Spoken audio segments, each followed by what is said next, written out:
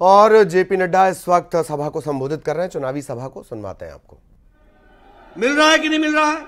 और आपने भी उसमें जोड़ा, और 6,000 मोहन जी का भी जुड़ा है कि नहीं जुड़ा है? 12,000 रुपए आपको मिल रहे हैं कि नहीं मिल रहे हैं?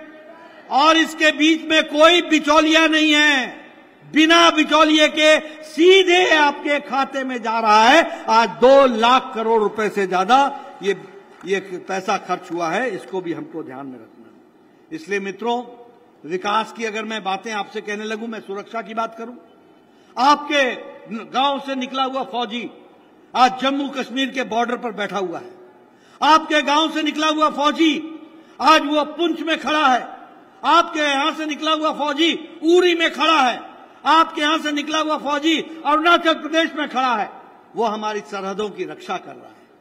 लेकिन मैं आपको सुनाना चाहूंगा, बताना चाहूंगा, 10 साल पहले जब पुंछ में पाकिस्तान गोली चलाता था तो पुंछ के ऑफिसर वहां से नगरोटा को सूचना देते थे, नगरोटा सब सेंटर को, और नगरोटा वहां से चंडी मंदिर को सूचना देता था जो कोर हेडक्वार्टर है, और चंडी मंदिर दिल्ली को सूचना देता था, और दिल्ली से सूचना आती थी अभी रुको, जब तक कहा ना जाए हमें अभी कोई गोली नहीं चलानी है।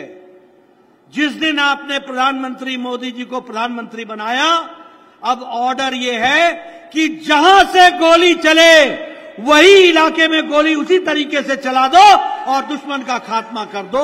इस तरीके से काम चल रहा है। आज सुरक्षा के लिए कभी आपने सोचा था? उरी की घटना घटी और प्रधानमंत्री ने 10 दिन के अंदर पाकिस्तान में घुसकर हमारे फौजियों ने सर्जिकल स्ट्राइक किया और उनकी कमर तोड़ डाली। ये हम लोगों ने देखा। पुलवामा की घटना घटी तो प्रधानमंत्री जी ने कहा तुमने बहुत बड़ी गलती कर दी है। पाकिस्तान को खुलेआम चेतावनी दी थी। क्या कहा था? तुमने बहुत बड़ी गलती कर दी है, तुमको इसका खमियाजा भुगतना पड़ेगा। और 10 दिन के अंदर एयर स्ट्राइक हुआ था और सारे उनके यहां चलने वाले कैंप वो ध्वस्त कर दिए गए थे। इसलिए घर में घुस करके मारने का काम हुआ। मैं आपको 5 साल और 10 साल में किस किस की कहानी सुनाऊं? ये कोरोना की कहानी अमेरिका तय नहीं कर पाया, यूरोप तय नहीं कर पाया, जापान तय नहीं कर पाया कि लॉकडाउन लगाए कि ना लगाए। इकोनॉमी जरूरी है कि ह्यूमैनिटी जरूरी है, अर्थशास्त्र जरूरी है कि मानवता जरूरी है। लेकिन प्रधानमंत्री मोदी ने लॉकडाउन लगाया, 140 करोड़ की देशवासियों को बचाया और कहा जान है तो जहान है। और जब हम तैयार हो गए कोरोना से लड़ने के लिए तो फिर कहा जान भी है और जहान भी है। लॉकडाउन हटा करके हम आगे बढ़े। मित्रों, देश कैसे चलता है कभी आपने देखना कि ये किस तरीके से कोरोना की दवाई बनी। 9 महीने के अंदर इस देश में दवा को आने में 25 साल लगे, 28 साल लगे। मैं बतौर स्वास्थ्य मंत्री, पूर्व स्वास्थ्य मंत्री बता रहा हूं, ट्यूबरक्लोसिस की दवाई को आने में 28 साल लग गए, डिप्थेरिया की दवाई को आने में 25 साल लग गए, टेटनस की दवाई को भारत में आने में 30 साल लग गए, जापानी बुखार की दवाई को आने में 100 साल लग गए।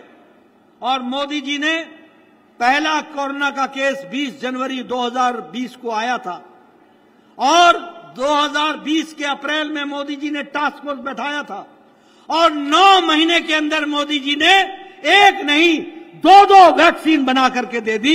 ये भी भारत ने देखा है।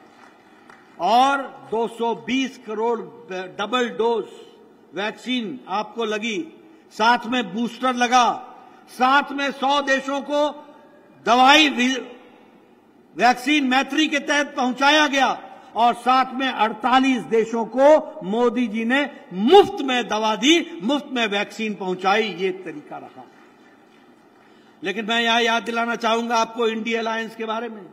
यही नेता थे जो बोलते थे भारत का टीका ठीक नहीं है, इसका ट्रायल ठीक नहीं हुआ है, ये तो मोदी टीका है, इससे जान नहीं बचेगी। कहते थे कि नहीं कहते थे? आपको गुमराह किया था कि नहीं किया था इन लोगों ने? आज जो आपसे वोट मांगने आए हैं, इन सब ने हमारे इंडिया की वैक्सीन के बारे में शंकाएं खड़ी की थी कि नहीं की थी?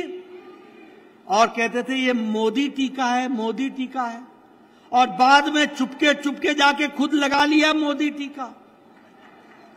और मेरे को मिले संसद में, मैंने कहा ट्वीट नहीं किया तूने? वैसे तो तू हर बात की ट्वीट करता है, अब जब टीका लगा तो ट्वीट नहीं किया। मैंने कहा कैसा लगा तेरे को मोदी टीका? ठीक लगा? अब 2019 तारीख को फिर से मोदी टीका लगेगा, यह भी आपने ध्यान रखना, और 400 पार हम करेंगे। इस तरीके का हम काम करेंगे। मित्रों, एक बात मैं और आपसे करना चाहता हूं। ये इंडिया अलायंस, मैंने आपके सामने लंबी गाथा विकास की आपके सामने रखी है। बोलिए, मोदी जी के नेतृत्व में विकास हुआ है कि नहीं हुआ है? गांव का विकास हुआ है कि नहीं हुआ है? महिलाओं को नारी सशक्तिकरण हुआ है कि नहीं हुआ है? युवाओं को ताकत मिली है कि नहीं मिली है? आप बताइए कि विकास में रेल में काम हुआ है कि नहीं हुआ है? एयरवेज में काम हुआ है कि नहीं हुआ है? सड़कें बनी है कि नहीं बनी है? ग्रामीण सड़क बनी है कि नहीं बनी है? हर तरीके से विकास हुआ है कि नहीं हुआ है? अब दूसरी ओर इंडिया अलायंस, ये घमंडिया अलायंस, ये चुनाव लड़ रहे हैं, हताशा में हैं, बौखला गए हैं, हार निश्चित सामने दिख रही है, समझ में नहीं आ रहा है। ये घमंडिया अलायंस, ये इंडिया अलायंस किस बात का अलायंस है? ये दो बातों का अलायंस है, दो बातों का। एक अलायंस है कि मोदी जी कहते हैं भ्रष्टाचार हटाओ, बोलते हैं कि नहीं बोलते हैं? और ये कहते हैं भ्रष्टाचारियों को बचाओ। मोदी जी कहते हैं भ्रष्टाचार हटाओ, और ये बोलते हैं भ्रष्टाचारियों को बचाओ।